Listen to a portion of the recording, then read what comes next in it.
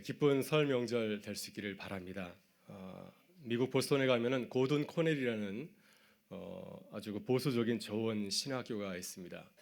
이 신학교를 세운 고든 코넬 목사님께서 예배에 대한 자신의 그 일화를 하나 소개시켜 준 적이 있습니다.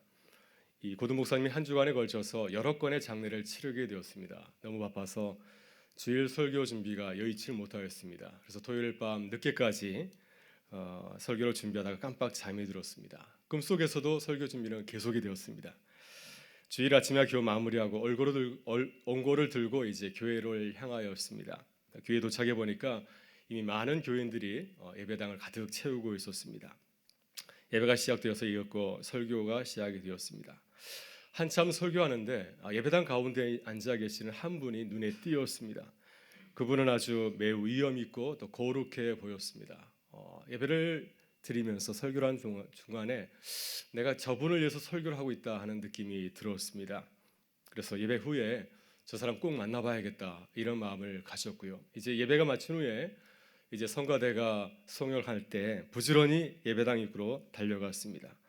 예배를 마치고 나오는 교인들과 반갑게 인사를 나누면서 그 사람을 기다렸는데 도무지 그 사람이 보이질 않는 곳이었습니다. 그래서 안내를 보는 안내 집사님에게 물었습니다. 그분 어디 가셨냐고. 목사님 그분 벌써 나가셨어요 하고 대답을 하였습니다. 고도 목사님이 실망을 했는데 그때 이 안내를 보시는 집사님이 목사님의 마음을 눈치채고 그분 목사님에게 이렇게 말씀하였습니다. 목사님 그분 누군지 아시죠? 그분 예수님이잖아요.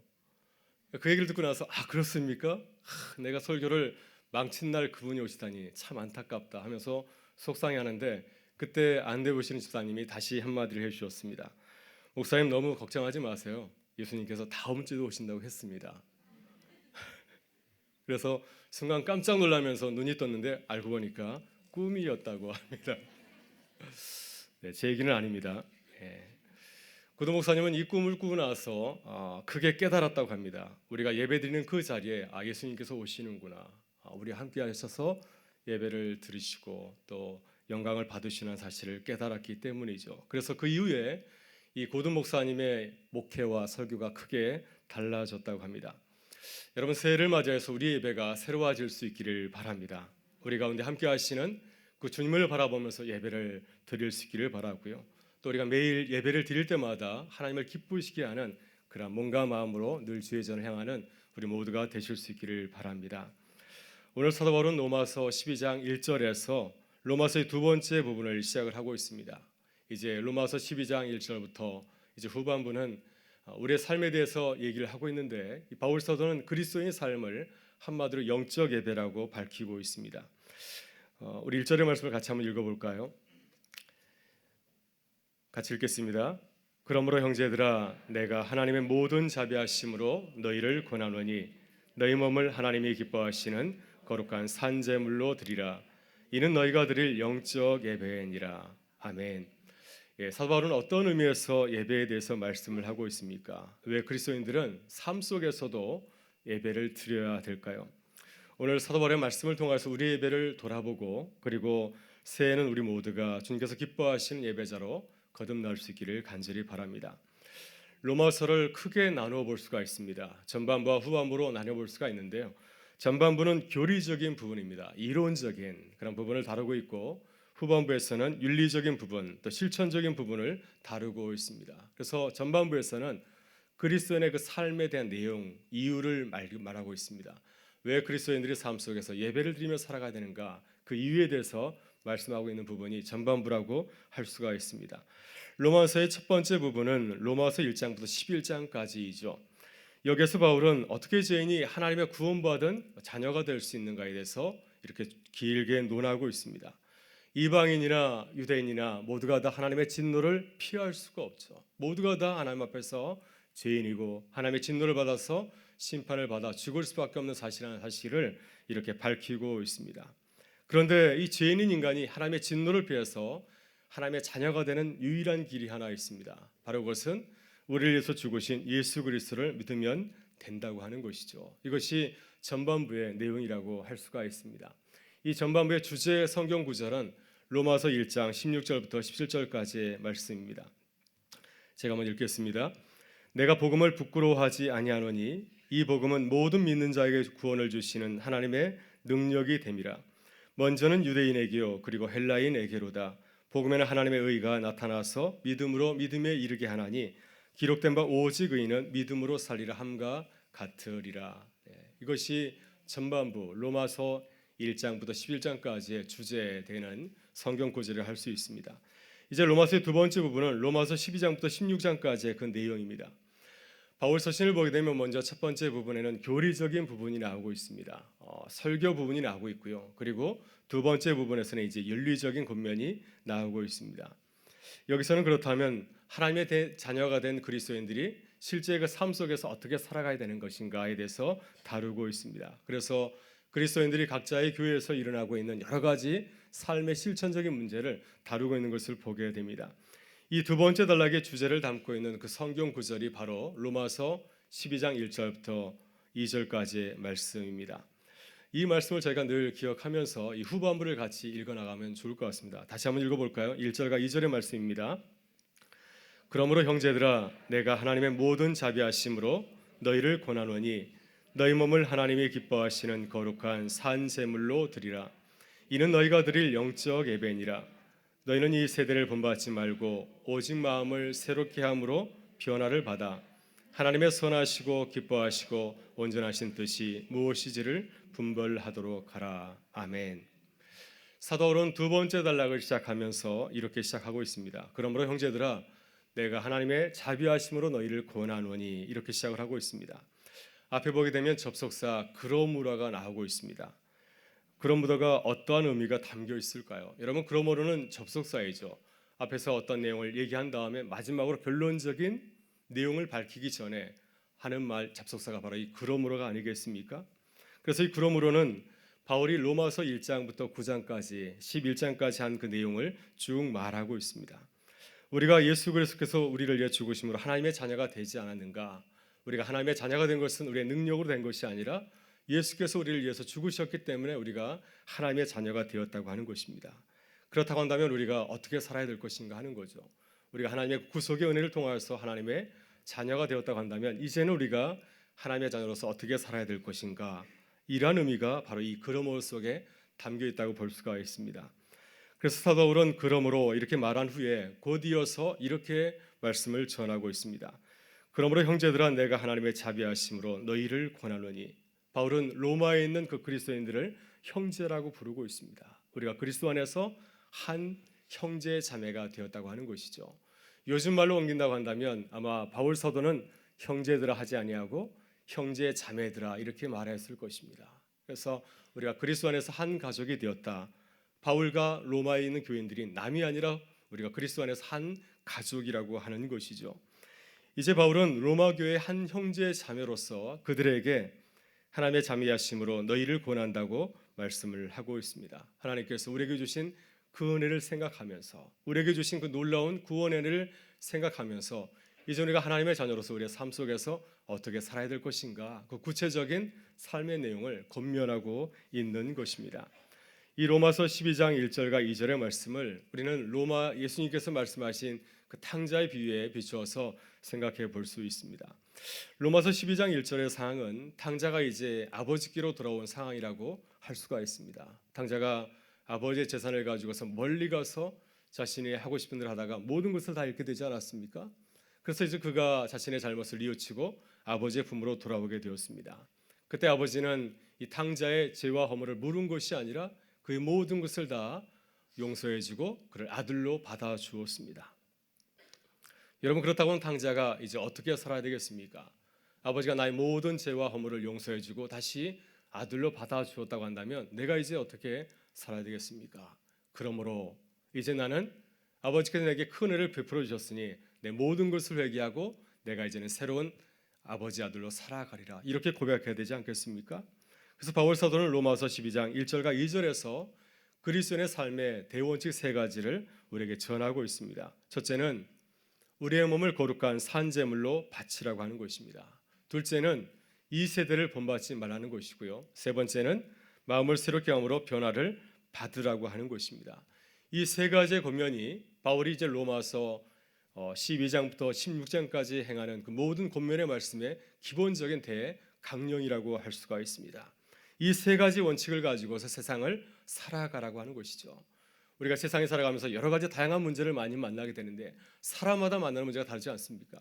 우리의 가정이 다르고 우리의 일터가 다르고 우리가 만나는 사람들이 다른데 그 모든 사람들을 만나서 문제를 해결할 때 이 세 가지 원칙을 가지고서 문제를 해결하며 살아가라고 하는 것입니다.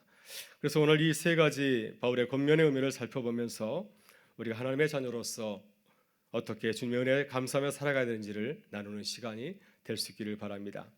첫째 사도 바울이 방부하는 첫 번째 권면은 우리의 몸을 하나님께서 기뻐하시는 거룩한 산 제물로 바치라고 하는 것입니다. 바로 이것이 영적 예배다. 우리가 드릴 예배라고 말씀을 하고 있습니다.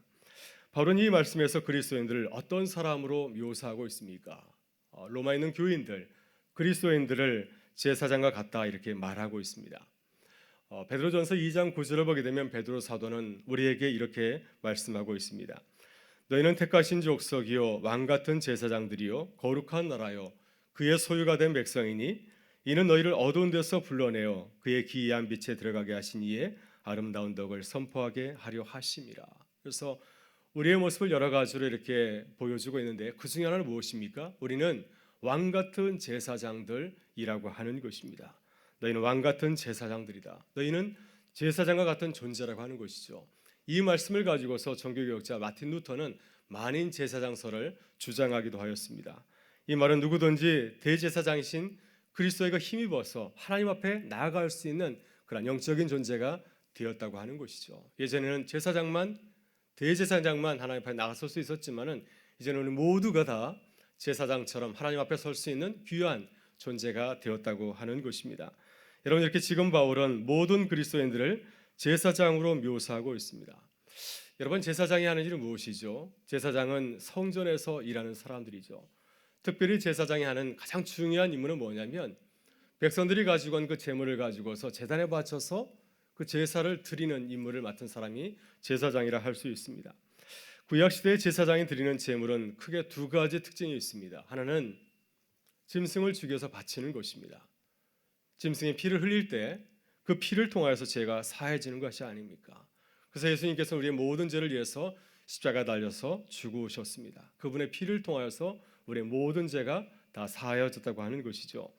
또 하나는 번제인데 이 제물을 완전히 태워서 하나님께 바치는 것입니다. 제사장이 제물을 제단에 다 올려놓고 불태워서 모든 것이 제가 되었을 때 하나님께서는 그 제물이 타면서 나는 그 연기를 맡으시고 기뻐하셨다고 말씀을 하고 있습니다. 여러분, 구약시대 때 제물을 바치는 것은 굉장히 비싼 것이었습니다. 유목민들이 자신이 가지고 있는 소나 양, 또 비둘기를 바치는 것이 싼 것이 아니었죠. 가장 비싼 것이었습니다. 그 비싼 것을 태워서 바치는 것은 어떤 의미가 있겠습니까? 내 삶의 전부를 드리는 거죠. 제물을 태우는 것처럼 나의 삶의 모든 것을 드리는 그 상징이 바로 제단에서 제물을 태워서 이렇게 드리는 것입니다. 내 모든 것을 주님께 드립니다. 이것이 번제의 의미입니다. 지금 바울 사도는 제사라고 하는 그 그림 언어를 가지고서 예배자로서의 그들의 그리스도의 삶을 묘사를 하고 있습니다. 제사장이 제물을 가지고 와서 제단에 바쳐서 하나님께 드리는 것처럼 우리 모든 그리스도인들은 우리의 삶의 자리에서 우리의 몸을 하나님께 드려야 한다고 하는 것입니다. 우리의 삶을 구별하여서 하나님께 제물로 드리는 것, 바로 그것이 그리스도의 삶이라고 말씀하고 있습니다.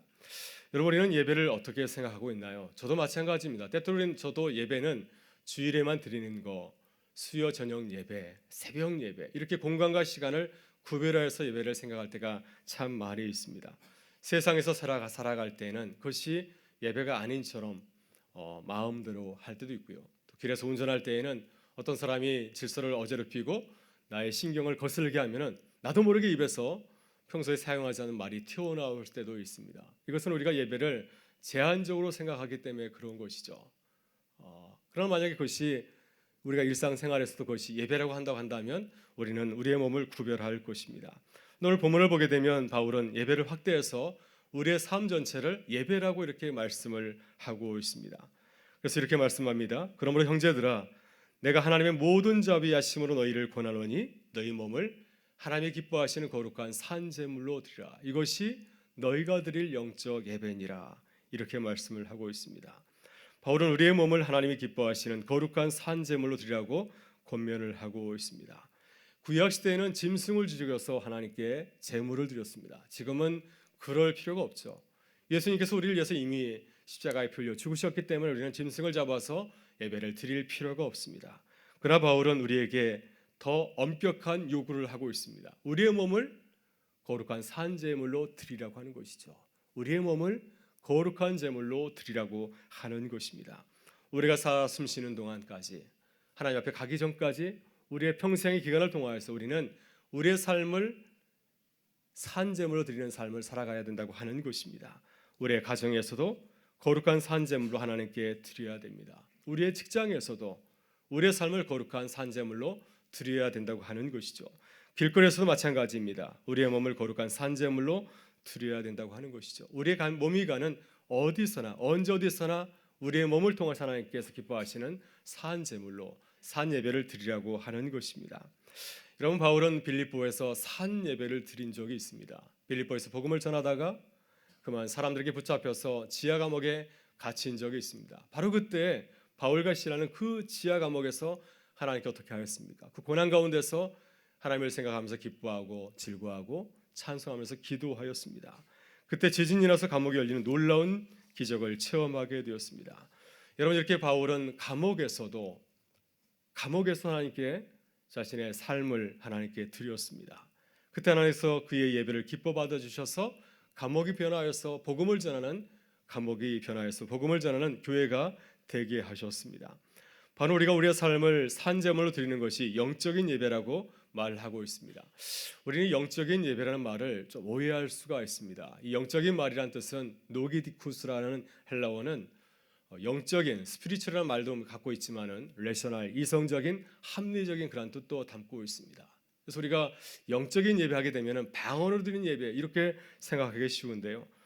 이 영적인 예배라고 하는 것은 우리의 삶 속에서 하나님께서 기뻐하신 예배를 영적인 예배라고 할 수가 있습니다. 그분께서 보시고 나를 기쁘시게 한다, 정말 좋다, 이런 의미를 담고 있는 예배를 주님께서는 영적인 예배라고 한다고 하는 것입니다. 여러분, 새해 우리들이 우리의 몸을 산제물로 드리는 예배자들이 되실 수 있기를 바랍니다. 가정에서나 직장에서나 어디에서나 예배자로서 주님께 영광 돌리며 살아갈 수 있기를 주의 이름으로 축원합니다. 둘째 사도월이 우리에게 당부하는 두 번째 권면은 무엇입니까? 2절에서 이렇게 증거하고 있습니다. 너희는 이 세대를 본받지 말고 이 세대를 본받지 말라고 하는 것입니다. 바울이 본받지 말라고 하는 이 세대는 이 세상을 가리키고 있습니다. 갈라디아서 1장 4절에서 바울은 이 세대를 악한 세대라고 말하고 있습니다. 그리스도께서 하나님 곧 우리 아버지의 뜻을 따라 이 악한 세대에서 우리를 건지시려고 우리 죄를 대속하기 위하여 자기 몸을 주었으니, 이 세대, 우리가 살아간 세대를 악한 세대라고 말하고 있습니다. 이 세대가 악한 것은 죄와 어둠과 사단의 세력들이 이 세상에서 강력한 영향력을 행사하고 있기 때문에 그런 것이죠. 죄의 세력이 범람하기 때문에 이 세대를 향하여서 악한 세대라고 말하고 있는 것이죠. 여러분, 이 세대가 악한 근본적인 이유는 무엇이겠습니까? 공중 권세 잡은 사탄의 목적은 하나님의 주권을 거부하기 때문에 그렇습니다. 여러분, 창세기 3장을 보게 되면은 뱀으로 가장한 사탄이 아담과 하와에게 찾아온 이유가 무엇이었습니까? 그것은 하나님의 주권을 거부하기 위해서였죠. 하나님을 예배하지 않게 해서 그에게 찾아왔습니다. 스스로 하나님 되게 하려고 아담과 하와에게 찾아와서 그를 유혹하는 것을 보게 됩니다. 바로 이것이 세상이 근본적으로 영적으로 악한 이유이죠. 따라서 하나님께서는 이 세상을 본받지 말라고 하는 것이죠. 이 세상의 공중 권세 잡은 이 사탄의 그 목적이 하나님을 예배하지 못하도록 우리를 이끌고 있기 때문에 세대를 본받지 말라고 하는 것입니다. 이 세상이 악한 것은 주님을 시험한 사단의 전략에서 우리가 확인해 볼 수가 있습니다. 예수님께서 이제 공생의 사역을 시작하기 전에 40일 동안 금식하였을 때 그때 사단이 나타나서 예수님을 유혹하였습니다. 이 돌을 가지고서 떡을 만들어 보아라. 또 성전 꼭대기에서 한번 뛰어내려 보아라. 나에게 절을 하거라. 여러분, 사단이 주님에게 계속해서 유혹한 것은 무엇이었습니까? 끊임없이 그는 자신을 드러내고 자랑하게 만들었습니다. 내 능력을 가시하게 만들었고요.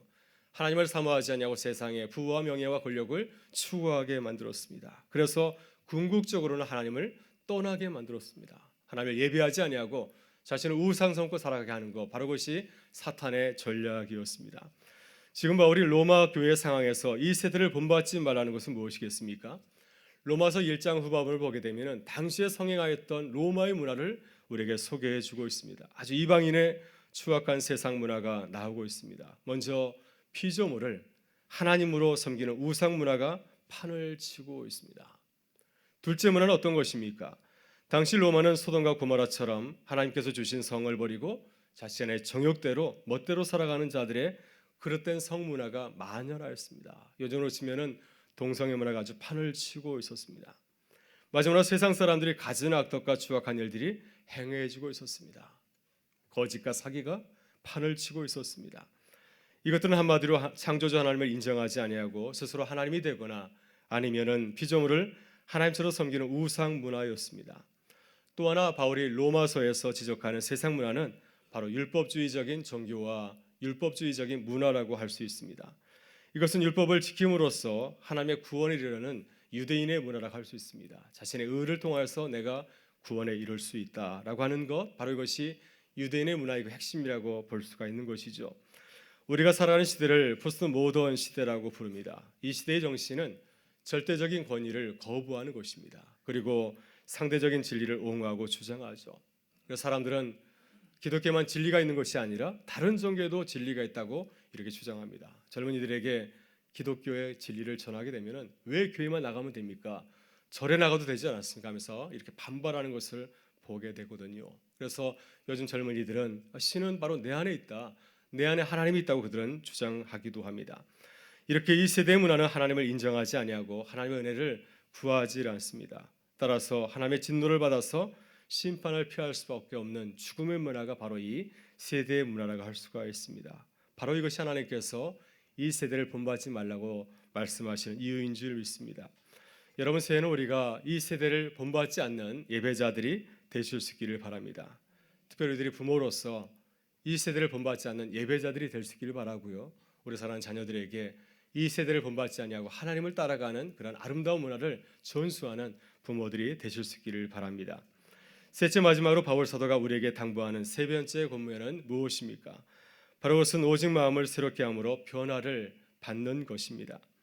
그래서 하나님의 선하시고 기뻐하시고 온전한 뜻이 무엇인지를 분별하는 것, 바로 그것이 바울 사도가 우리에게 당부하는 세 번째 권면이라고 할 수 있습니다. 여러분, 두 번째 권면은 굉장히 소극적인 권면이라 할 수 있습니다. 이 세대를 본받지 말라, 이 세대를 피하라고 하는 것이죠. 그러나 이 세 번째 권면은 굉장히 적극적인 그러한 권면입니다.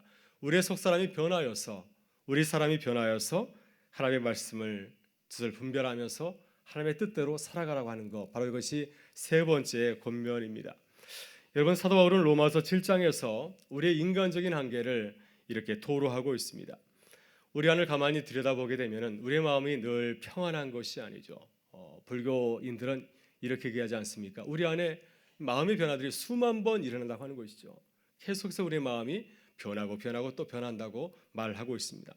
사도 바울도 로마서 7장에서 우리의 마음속에 두 가지 사람이 싸우겠다고 하지 않습니까? 성령의 사람과 하나님의 말씀대로 살아가려고 하는 성령의 사람과 그리고 또한 세상을 따라가려고 하는 죄의 사람이 늘 싸운다고 하는 것입니다.